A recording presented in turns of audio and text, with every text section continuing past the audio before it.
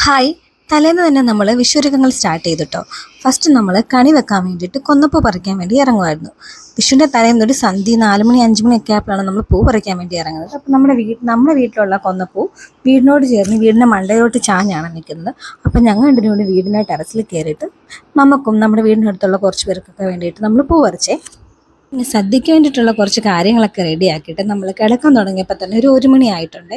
അപ്പം അങ്ങനെ കിടക്കാൻ തുടങ്ങിയപ്പോഴാണ് നമ്മുടെ വീട്ടിൽ വിഷുക്കണിയായിട്ട് കുറച്ച് ആൾക്കാർ വന്നത്.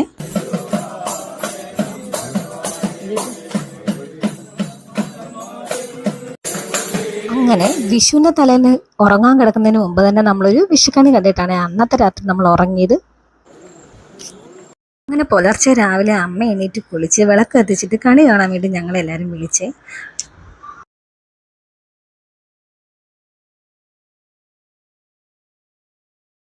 എല്ലാ വിശേഷ ദിവസങ്ങളിലും അമ്പലത്തിൽ പോകുന്നത് നമുക്ക് പതിവാണ്. രാവിലെ വിഷു ആയതുകൊണ്ട് തന്നെ പുതിയ വിഷുക്കോടിയൊക്കെ കൊടുത്ത് ഞങ്ങളെല്ലാവരും അമ്പലത്തിൽ പോയി. ഈ തവണത്തെ വിഷു ഞങ്ങളുടെ കല്യാണം കഴിഞ്ഞിട്ടുള്ള ഫസ്റ്റ് വിഷുവാണ്. അതുകൊണ്ട് തന്നെ നമുക്കിത് കുറച്ച് സ്പെഷ്യൽ ഡേ തന്നെയായിരുന്നു. അമ്പലത്തിൽ വന്നപ്പോഴാണെങ്കിൽ വിഷുവിൻ്റെ തിരക്കായതുകൊണ്ട് നല്ല ക്യൂ ആയിരുന്നു കേട്ടോ. അങ്ങനെ ക്യൂ ഒക്കെ നിന്നിട്ടാണ് നമ്മൾ അകത്ത് തൊഴാൻ വേണ്ടി കയറിയത്. പിന്നെ നമുക്ക് ഈ തവണത്തെ വിഷു കഴിഞ്ഞിട്ട് ഫസ്റ്റ് കിട്ടിയതും അമ്പലത്തിൽ നിന്ന് തന്നെയാണ്. അമ്പലത്തിൽ നിന്ന് നമുക്ക് പ്രസാദത്തിൻ്റെ കൂടെ തന്നെ 1 രൂപ നാണയമാണ് നമുക്ക് കൈനീട്ടമായിട്ട് കിട്ടിയത്. അങ്ങനെ അതെല്ലാം വാങ്ങിയിട്ട് തന്നെ നമ്മൾ കുറച്ച് ഫോട്ടോസും വീഡിയോസും നമ്മളെല്ലാവരും കൂടി നിന്നിട്ടുള്ള ഫാമിലി ഫോട്ടോസൊക്കെ പുറത്തു വന്ന് എടുത്തു കേട്ടോ.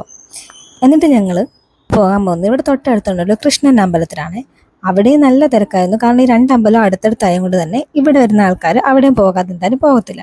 അപ്പം ഞങ്ങൾ കൃഷ്ണൻ അമ്പലത്തിലും വന്ന് അവിടെ വന്നിട്ട് ഞാൻ 2 നെയ്വിളക്കൊക്കെ കത്തിച്ചിട്ടാണ് ഞങ്ങൾ തിരിച്ചു പോയത്. അങ്ങനെ രാവിലെ ബ്രേക്ക്ഫാസ്റ്റ് ഒക്കെ കഴിച്ച് കഴിഞ്ഞിട്ട് ബാക്കി സദ്യയുടെ ഒരുക്കങ്ങളൊക്കെ കംപ്ലീറ്റ് ചെയ്തു. അങ്ങനെ 12:00 ആയപ്പോൾ തന്നെ എല്ലാവർക്കും വിശന്ന് തുടങ്ങി കേട്ടോ. അപ്പോഴത്തേനും നമ്മൾ സദ്യയെല്ലാം റെഡി ആയിരുന്നു.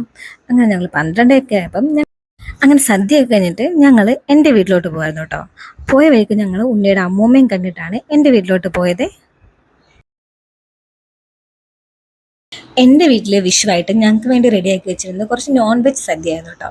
ചിക്കൻ ഫ്രൈ, ചിക്കൻ കറി, മീൻ, ചക്ക, കപ്പ, അങ്ങനത്തെ കുറച്ച് ഐറ്റംസ് ആയിരുന്നു എൻ്റെ വീട്ടിൽ റെഡിയാക്കി വെച്ചിരുന്നത്. അങ്ങനെ വീട്ടിൽ വന്ന് കുറച്ച് നേരം വർത്താനമൊക്കെ പറഞ്ഞിരുന്നിട്ട് ഈ ഫുഡെല്ലാം കഴിച്ച് ഞങ്ങൾ നേരെ തിരിച്ച് ഉണ്ണിയുടെ വീട്ടിലോട്ട് തന്നെ പോകുമായിരുന്നു ചെയ്തത്. അപ്പോൾ ഇതായിരുന്നു എൻ്റെ വിഷു വിശേഷങ്ങൾ. അപ്പോൾ ഓക്കെ, ബൈ.